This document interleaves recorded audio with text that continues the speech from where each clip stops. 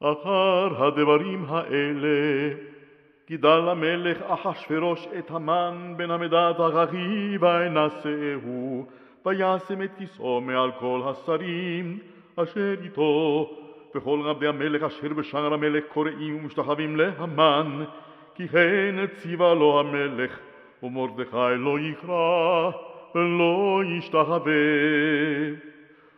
ויאמרו עבדי המלך אשר בשער המלך למרדכי מדוע אתה עובר את מצוות המלך ויהי כאומרם אליו יום ויום ולא שמע עליהם ויגידו להמן לראות יעמדו דברי מרדכי כי הגיד להם אשר הוא יהודי.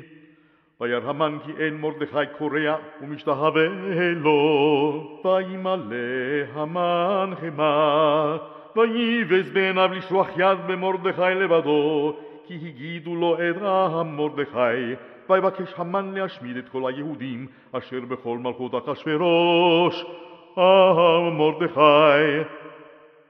בחודש הראשון וחודש ניסן משנת 12 למלך אחשוורוש הפיל פור הוא הגורל לפני המן מיום ליום ומחודש לחודש 12 וחודש אדר.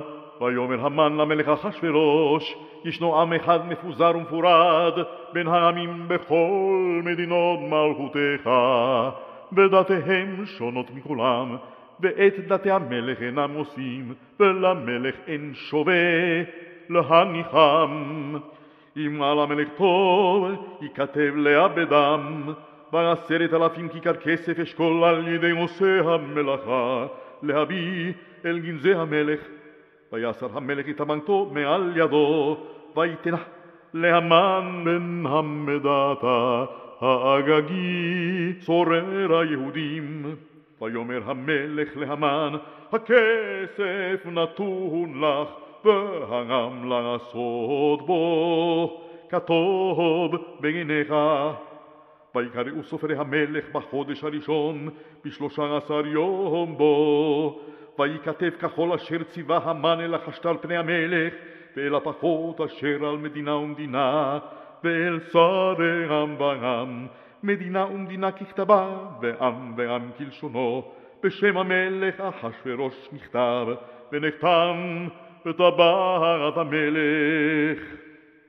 ונשלוח ספרים ביד הרצים אל כל מדינות המלך להשמיד להרוג ולאבד את כל היהודים מנער ועד זקן טף ונשים ביום אחד ב13 לחודש 12 וחודש אדר ושללם לבוז.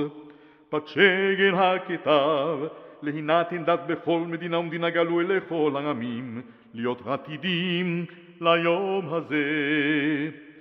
הרצים יצאו דחופים בדבר המלך והדת ניתנה בשושן הבירה והמלך והמן ישבו